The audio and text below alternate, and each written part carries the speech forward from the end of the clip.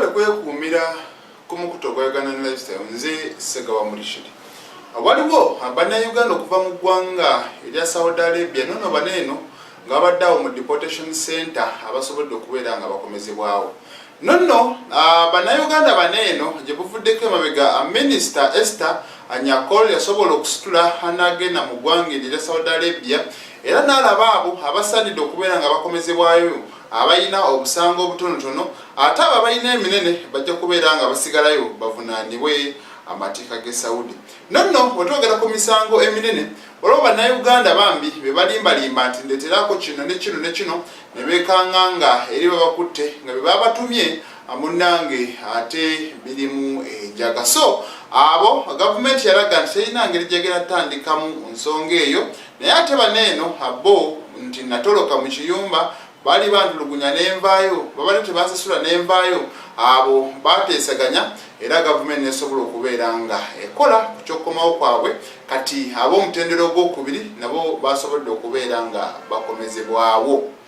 Kati otuddako ow'omukyala Sheebah Karungi. Sheebah Karungi nonno yagenze maaso n'okubeera nga ajaguza emyaka 35 egy'obukulu.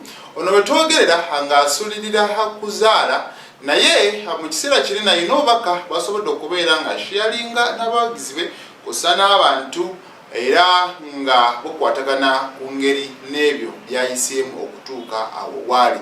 Nono Sheebah mubaka bwe yayongedde okunnyonnyola n'alaga nti ye okufuuka kyali munnange tebyali byangu olw'ensonga nti premature ono nno maama we yamuzaalira ku myezi 7. Namwe mumanyi nti abaana abo ab'emyezi 7 kitegeeza baba balina omutwala mu incubator okusobola okulaba nga bamulabirira n'okumuliikiriza mpolampola paka waweza emyezi 9 egyo omwana gy'ateekeddwa okubeera nga azaalibwamu. Kati ono agamba maama we teyalina busobozi era teyalina ssente okubeera nga munnange amutwala mu ddwaliro ate bamuteeke mu kyuma okusobola okulaba nga akula.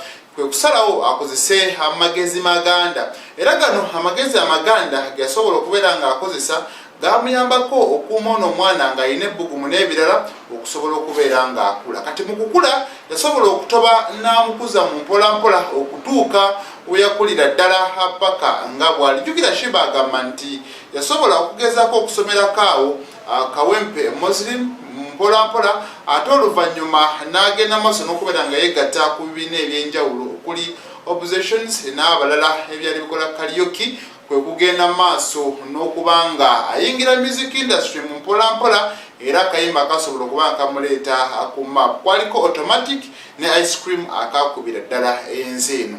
Kati ono agamba nti newankubadde yali premature maama we yatoba n'asobola okumukuza era saawa zino eno musanyufu olw'emyaka 33 gyagenze maaso n'okubeera nga aweza ate n'ekirala eyali omwana nga bakuzamukuze kati naye alindiridde okuzaala omwana. Nonno agasseko n'agamba nti newankubadde tayingirangako muleeba kusindika mwana ekyakyeraliikiridde naye era tatidde kubanga munnange omukyala yena alina okusobola okulaba nga ozaala kintu kyoteekeddwa okubeera nga oyitamu. So ebyo bemu Sheebah byasobodde okubeera nga postinga ku mukutu gwe ogwa Twitter nga sharinga birthday n'abawagizi be nabo bonna abamwagaliza ebirungi. Kale katusabe Sheebah Karungi munnange Katonda kusaasire era osobole okuba nga ozaala bebi omulungi naawe osigale nga obulamu bwo butambula bulungi.